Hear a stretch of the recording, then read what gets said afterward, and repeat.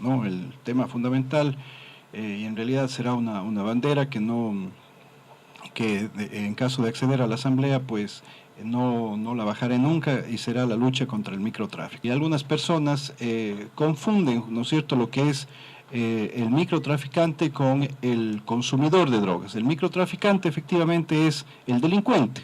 El consumidor de drogas es, en cambio, una persona que al generar una adicción, pues también adquiere una enfermedad, ¿no es cierto? Y ese problema ya no es de seguridad, sino ese problema es de salud pública. Nosotros nos habíamos centrado en hacer trabajo, entre comillas, solamente para esos otros países, ¿no? Entonces, en realidad lo que nuestra policía estaba haciendo era de alguna manera, había tercerizado acciones para proteger el tráfico de drogas a Estados Unidos y Europa. Entonces teníamos grandes alianzas con la DEA, grandes alianzas con las instancias de lucha contra el narcotráfico en Inglaterra, en España, en Francia, en Holanda, etcétera, y nos habíamos olvidado de lo que estaba pasando en nuestro país. Entonces, al no estar preocupados de lo que sucedía en nuestro país, sino de cómo nosotros quedábamos bien con otros países, las estructuras criminales se comenzaron a tomar nuestro país. La primera década de este siglo se incautaban aproximadamente 2.5 toneladas de droga de microtráfico, para el microtráfico. El microtráfico, obviamente, la droga que se iba a vender en el país.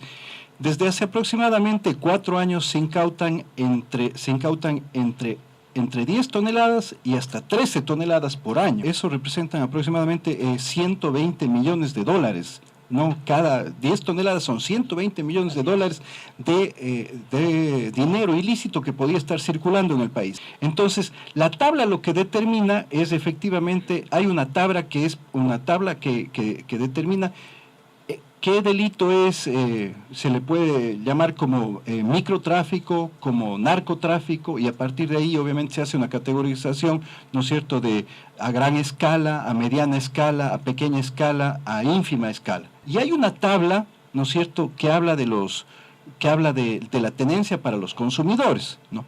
Pero el consumidor es consumidor, el consumidor es con 1 gramo o con 10 gramos, ¿no? Lo que importa ahí es efectivamente cómo se hace esa verificación o cómo se establece el diagnóstico de que esa persona es consumidor. Hay un muy buen análisis de lo que sucede, por ejemplo, en la relación del consumo de drogas entre Francia y España, ¿no?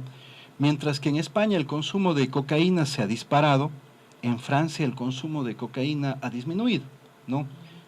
Ha disminuido de manera significativa. Y esto tiene que ver directamente con cómo la política pública alrededor de la educación ha logrado también generar una ocupación del tiempo libre de los niños, de los niños, de las niñas y de los jóvenes, ¿no es cierto?, en actividades claro, culturales, deportivas. deportivas, ¿no es cierto?, y otro tipo de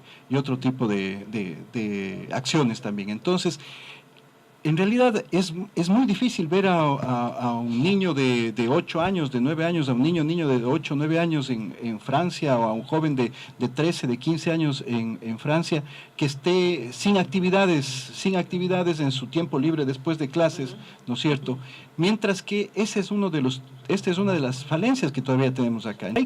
Hay que a partir del sistema educativo, hay que comenzar a generar también una política de ocupación del tiempo libre. Pero hay otros temas que tenemos que también plantear ahí, y es todo el tema de generación de empleo para jóvenes, todo el tema de cómo volver a mirar el agro, rejuvenecer nuestras zonas rurales también es fundamental, y aquí Guayas en ese sentido también es una provincia clave para lo que será el presente y el futuro del desarrollo humano de nuestro país.